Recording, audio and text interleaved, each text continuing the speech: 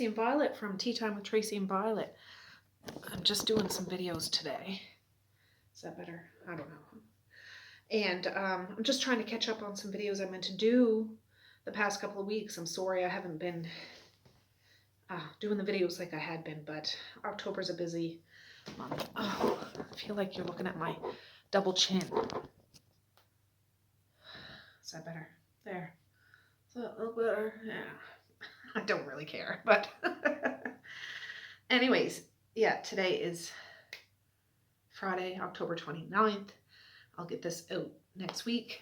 And yeah, I just wanted to talk about some books that I've read this month. I haven't read as much as I'd like, but I did read some.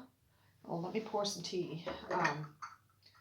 Here's a cup. She might have been out with you before, but I was trying to pick ones that are like fallish.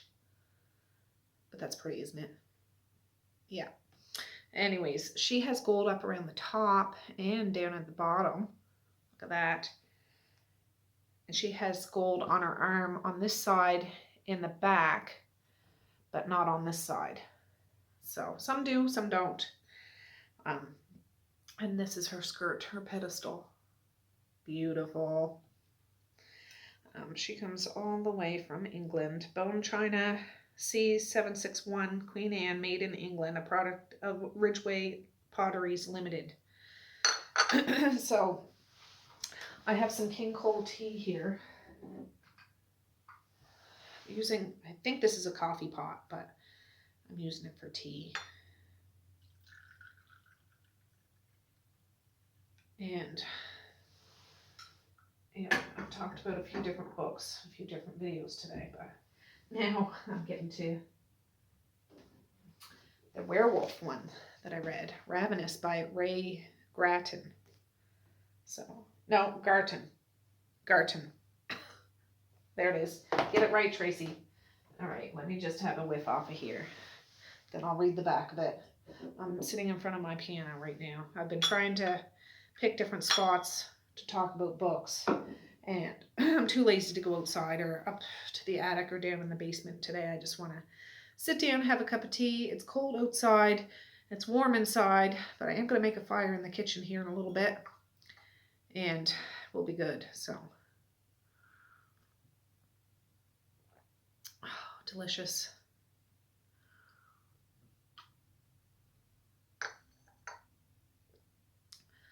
Oh, there's leaves on the ground. It's very fall like today.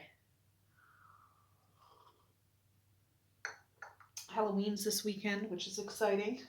If you can't tell, I love Halloween.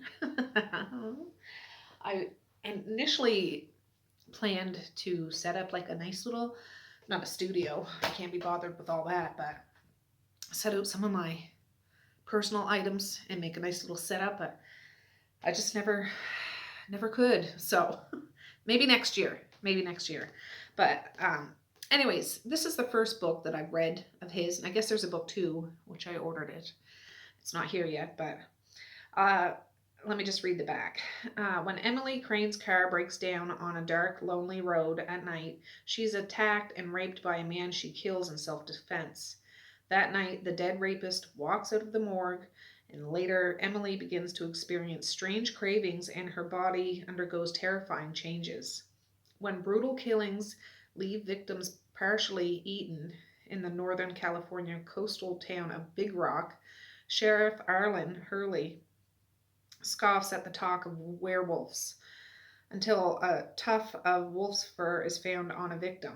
It soon becomes clear that whatever is responsible for the killings is not alone. There are more than one, and they are doing something much worse than killing and eating people. Nearly 25 years ago, then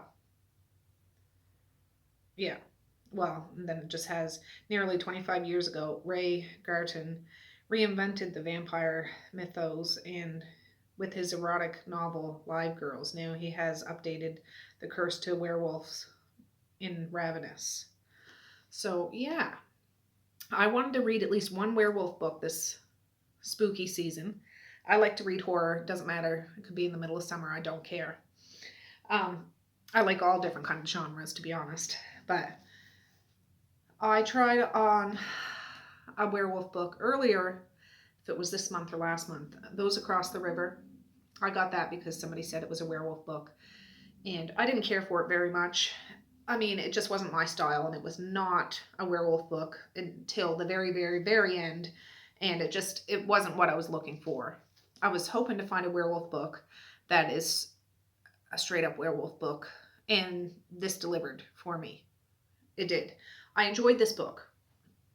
Disclaimer though, there is a lot of brutality in here. There's rape in here. There is body image stuff too. Like, some of the characters are described. Well, the main lady, Emily, she's a larger lady, which beautiful. It doesn't matter. But in here, she has a lot of self-criticism about her size. Like, she's ended up having a child and she gained a whole bunch of weight. She's not 115 pounds like she used to be. She's living large, and her husband hasn't touched her in a long time. He's still very nice to her, but she thinks that he hasn't touched her in months because he doesn't find her attractive anymore. So just that kind of dialogue, if that bothers you, because there's a lot of that in here, just be aware. So this book starts off in Emily's mind, and she's coming from a weight loss group, like Weight Watchers. It wasn't Weight Watchers, but one of those places where they meet and weigh each other. And she was down 4 pounds, so she was feeling really good because she's working really hard to try to lose weight because she loves her husband, but she misses him, physically misses him in the physical sense. She's a bit horny, is what I'm saying. But anyways, on her way home, her car breaks down, and she gets out. She doesn't know anything about cars, but she looks under the hood, and this tore up from the floor up guy comes, and he's stinking. He stinks, and his clothes are all shredded, and he's just brutal with her. Like, he throws her down and, assaults her. And she's freaking out because, well, this is happening, and she's like, I'm gonna die. Long story short, it says it right on the back. She ends up killing him. I think she finds something and stabs him in the eye, and it goes right to his brain, and he dies. That's what happens. And it doesn't show when she's picked up, but long story short, I think she has a couple kids, but her husband gets a call from the hospital. You need to come to the hospital. Your wife's been assaulted and all that sort of thing. So he bundles up the kids and goes to the hospital and goes from there. And like it says on the back, when the police are brought in to go look at the body, he's not there anymore. He's not there. So a manhunt is on. And just around the hospital grounds, one of the police officers are found brutally murdered. Like, their intestines and all that stuff are just taken out. The ribs are cracked open and stuff. I know this is grotesque, but read the book. You'll know what I'm talking about. That's mild compared to the stuff in here. And I didn't mind it. That doesn't bother me at all. It might not be up everybody's alley, but it was fine.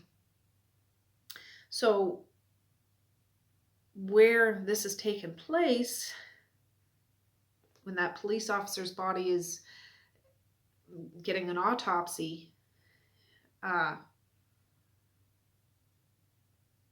morgue person said, like, this could have been an animal, but it would have to be an enormous animal to be able to do this.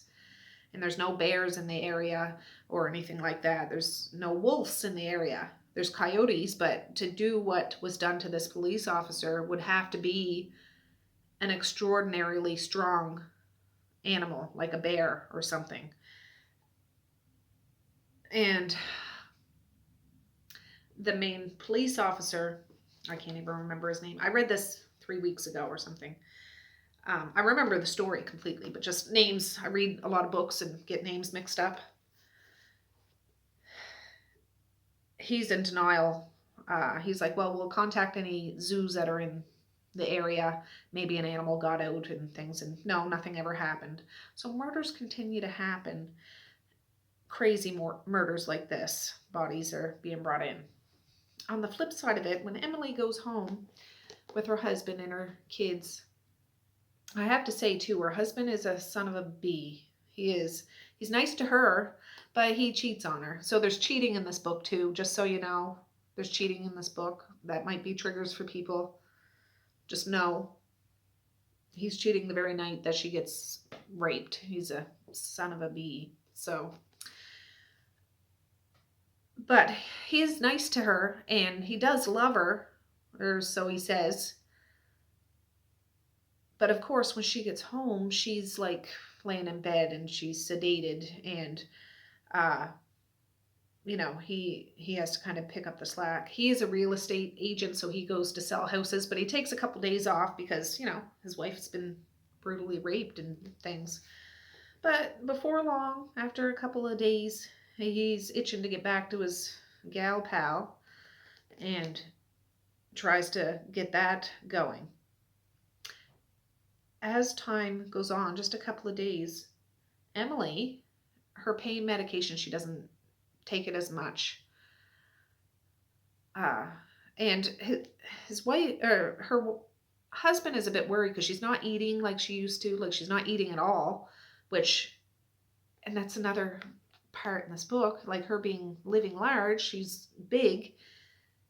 It's strange for her not to be eating. So there's something majorly wrong, because, he kind of admits to himself anyways that he wants his wife to be smaller, like all that sort of thing. So her not eating is really weird after an incident like this. Like, it's just a big sign. So it goes on for a few days, but that doesn't stop him to try and get his tail or anything like that, which, One day, though, she wakes up and the script completely flips. She pretty much attacks him and wants sex, like hardcore sex, like ravenous sex.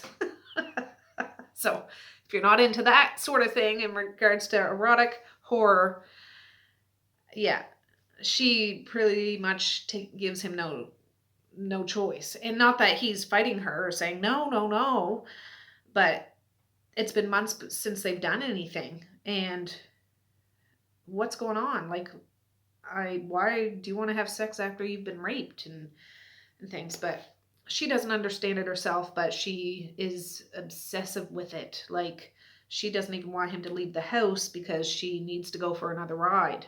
Eventually he's like, oh, I just need to go check on this house that he's going to sell. And yeah, that's where all the fooling around comes in. So as time goes on, that was just the first indicator that things are changing. Other things start to happen. Cravings for other things, not sex, but stuff to eat that isn't out of a can or out of a freezer. Yeah. So this story, I found it very entertaining. This took me like a day or two to read. Like, I enjoyed it. It was kind of cheesy, but not cheesy in a bad way. Like, it was a werewolf story. Like, yeah, somebody starts changing, and the steps that one might go through. Like, yeah, you don't want Kraft dinner. You want some raw hamburger. Actually, raw hamburger is getting kind of old. I need something live and warm. Well, what you gonna do? Eat a cat? Eat a dog? Okay, well, that's all right, but what do you want after that? And it goes on, that sort of thing. So the story follows Emily and her family. It follows the police chief who's dealing with all of this. But there's another character that comes in. I forget what his name is. He's older. His face is all scarred. And at the beginning of this book, I should have said, I think the very, very beginning of this book, it was just like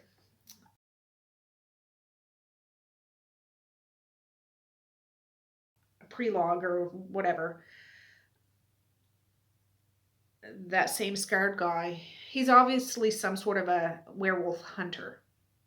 And you learn more about that in the book, but you got to read the book to find out how that came to be, because it's not well known. It's not known that there's werewolves, or at least nobody else seems to know about it. He's a character in here too. So lab reports come back from different murders, and wolf hair or wolf fur is found on it. But the sheriff still can't, like, there's no wolves. Like, I don't know why. What's going on? Eventually things escalate and escalate. This guy makes an appearance, like the scarred guy. Nobody seems to believe him, but eventually he's right in on the mix, and it goes from there. There's a lot of killing in this. People that you think are in it for the long haul are not in it for the long haul. Then it just shows little windows of random people that might be just going for a walk or whatever. Just how random people are selected and taken and brutally murdered and things like that. So I enjoyed this book. As if you want a werewolf book, you don't mind a bit of sex in it, but there is rape in it, and there is grotesque things in it, and body shaming stuff in it, and adultery in it. God, why the hell did I read this book? But I did enjoy it. It's just fiction. It's just a story. I would recommend this. The second book to this is called Bestial, I believe. And this book, it does end off kind of on a cliffhanger, because you see where it's going to go. And not everything's resolved in this. It gives you a nice ending, a nice horror ending, but it's not over. And I ordered the second book right after this, because I'm just like, well, I got to see what's going to happen next. What's going to happen next? And I'm glad I did. So I would recommend this. I've never read any of his other stuff. I would look into it. I have other books to read before I do, but Ravenous. I know I ordered this months ago and I couldn't order it. Like, I pre-ordered it, like it had been printed and then out of print, and they were bringing it back. So it showed up on my doorstep one random day. I'm like, oh, they brought it back finally, because it was on my pre-ordered wait list. Like, I had paid for it, and then it came. So yeah, was it 2006? Is that what I said? Was that another book that I read? Oh, gosh, I'm sorry. Copyright 2008. The last book I talked about was yeah. Anyways, 2008. So it's been a while since it's been back in print, but it's back now. So I will put a link down if you are interested in a werewolf story. I would recommend this, but I don't have the greatest repertoire. I don't have a lot of experience with werewolf books. I have to admit, I don't think I've ever read any straight up werewolf stories. So as the time goes on, I'll read more. I'll have more recommendations, but I can recommend this one. I enjoyed this one. So anyways, that's all I'll say about this. But I'll say peace, love, and happiness today and every single day. Please like, share, and subscribe if you so choose. But if not, that's okay too. I still love you. I still want all the happiness in the world for each and every one of you out there. I certainly do. I really, really honest and truly do. Yes, I do. So, all right, guys. Well, with that, I'm going to say have a good night or have a good morning. And I might see you tomorrow. Bye. Bloop.